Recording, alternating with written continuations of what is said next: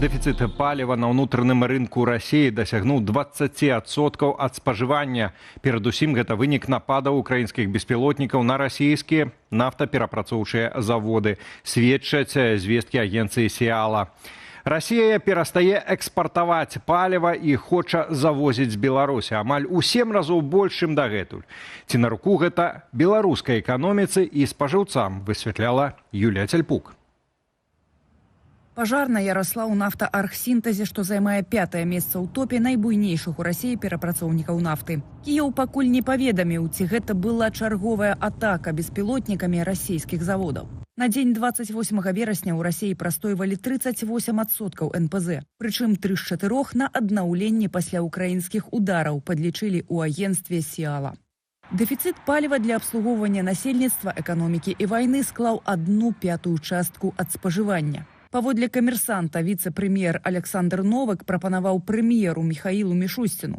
У верасні пастаўкі беларускага паліва ацэньваюцца на 45 тысяч тонаў. Магчымасць павелічэння імпарту ў кастрычніку залежыць ад бесперабойнай працы сістэмы транснафты і запуску давальніцкай перапрацоўкі нафты. Гэта дазволіць нарасціць пастаўкі беларускага паліва да 300 тысяч тонн на месяц. У ратавальным плане расійскага ўраду беларускія НПЗ асноўныя фігуранты. Але ці здолеюць яны цягам месяца павялічыць аб'ёмы вытворчасці ў амаль 7 разоў. Раней беларускія НПЗ экспартавалі на захад нафтапрадукты. Цяпер гэта нейкі час была такая вось падвешаная сітуацыя, а цяпер вось такі шырокім потокам гэта можа пайсці на ўсход. Дастаткова, мне здаецца, запас моцнасці.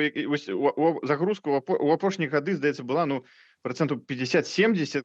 Эканаміст мяркуе, што рост продажаў на ўсход не створыць дэфіцыту на ўнутраным рынку Беларусі. Эканоміка ж заробіць дадатковыя грошы на расійскай вайне. Частка беларускага паліва і змазачных матэрыялаў ідзе на абслугоўванне вайсковай тэхнікі ды транспартавай інфраструктуры галоўнага хаўрусніка Лукашэнкі.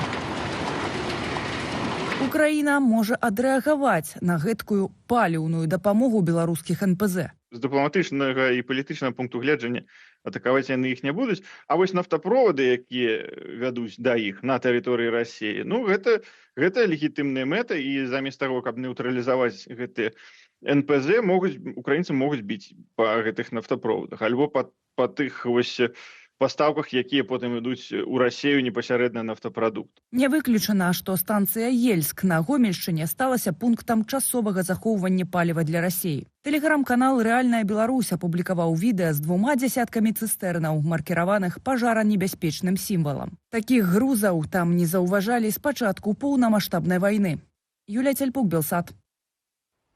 Афіцыйны Менск папракае міжнародную арганізацыю грамадзянскай авіяцыі. Маўляў, беларускія самалёты не могуць выкарыстоўваць паветраную прастору еўрапейскіх краінаў. Няўжо ж чыноўнікі забыліся, чаму ўвогуле паўстала гэтая забарона? І ці змогуць улады дамагчыся палёгкаў? Ян Федарович. Асамблея міжнароднай арганізацыі грамадзянскай авіяцыі ў Канадзе. Прадстаўнікі Міністэрства транспарту Беларусі скардзяцца на дыскрымінацыю. Рэспубліка Беларусь заклікала дзяржавы чальцы ІКАО зрабіць усё магчымае, каб перадухіліць выкарыстанне краінамі палітызаваных дыскрымінацыйных абмежавальных захадаў у сферы міжнароднай грамадзянскай авіяцыі.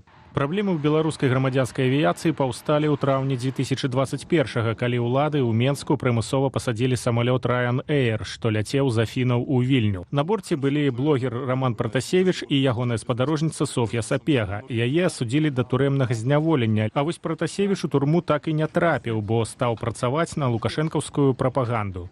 І я готов подписаться под каждым своим словом, которое я сказал или скажу в будущем. Эфект ад прымусовай пасадкі самалёта Ryanair Лукашенко адчуў амаль адразу. Краіны еўразвязу закрылі для беларускіх самалётаў паветраную прастору, а на дадатак рэкамендавалі сваім авіякампаніям не лётаць праз Беларусь. Забарона дзеяць дасюль. Каб гэтыя забароны былі зняты, беларускія ўлады мусяць правесці некаторыя захады па расследаванню кейса, прадстаўленні новай інфармацыі, пра пакаранне вінаватых, напрыклад, пра тое, што бяспека ўзноўлена.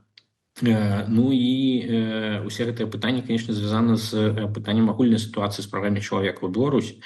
Сёлета 11 верасня жалезная заслона для Лукашэнкі як быццам прыўзнялася. У абмен на вызваленне і прымусовую высылку з краіны 52 палітычных вязняў ЗША знялі частку санкцыяў з Белавіі ў пытанні абслугоўвання самалётаў. Праўда, большасць абмежаванняў засталася. Вы павінны навесці парадак у сваіх авіякампаніях, каб вашы самалёты не падалі з неба, але таксама, каб іх не выкарыстоўвалі ў іншых мэтах, напрыклад, для перакідвання мігрантаў у Беларусь, а потым, каб яны міналі мяжу.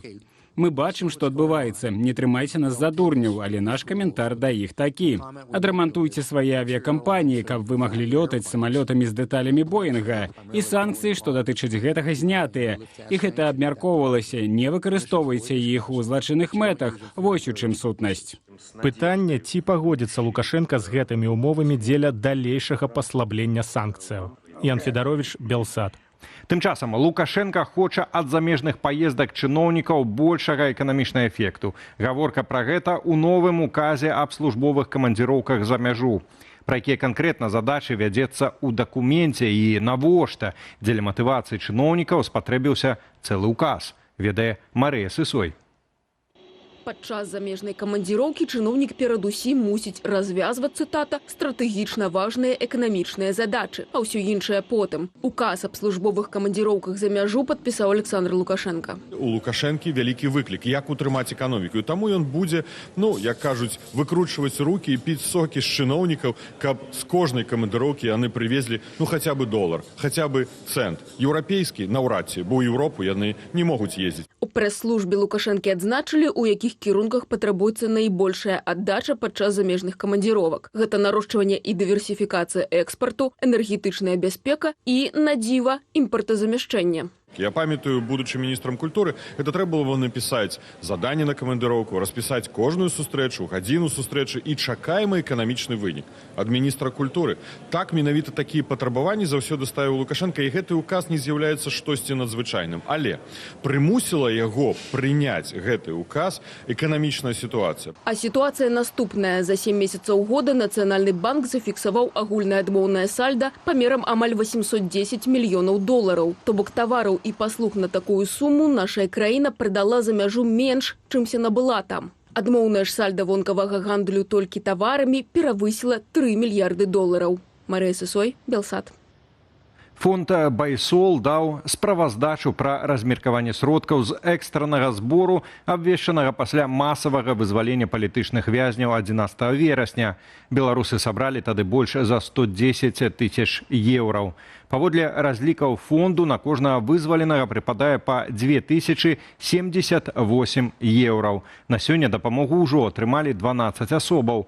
Тыя, хто мае банкаўскія рахункі і здолеў хутка прыняць перавод. Байсол паведаміў, што застаецца на сувязі з 37 былымі зняволенымі і працягвае шукаць магчымасць звязацца з іншымі.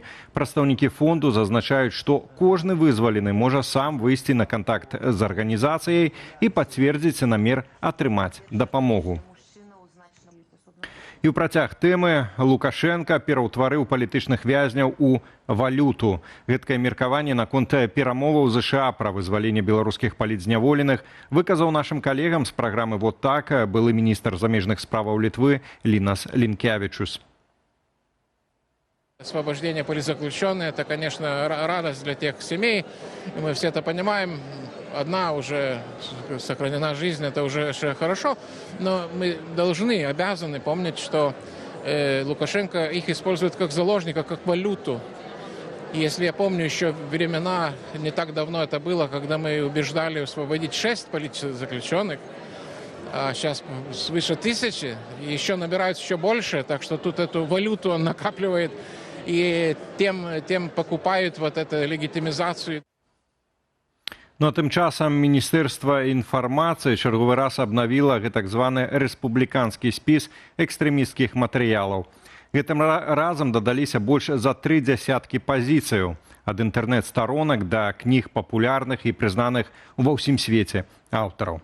У спіс матэрыялаў, што нібыта наносяць шкоду нацыянальным інтарэсам, улады залучылі сярод іншага кнігі Сашы Філіпенкі, 3 нумары часопісу «Беларусь і свет», кнігу Тымаці Снайдера пра свабоду, а таксама 2 кнігі беларускага філосафа Валянціна Акудовіча код адсутнасці і трэба ўявіць Сізіфа шчаслівым.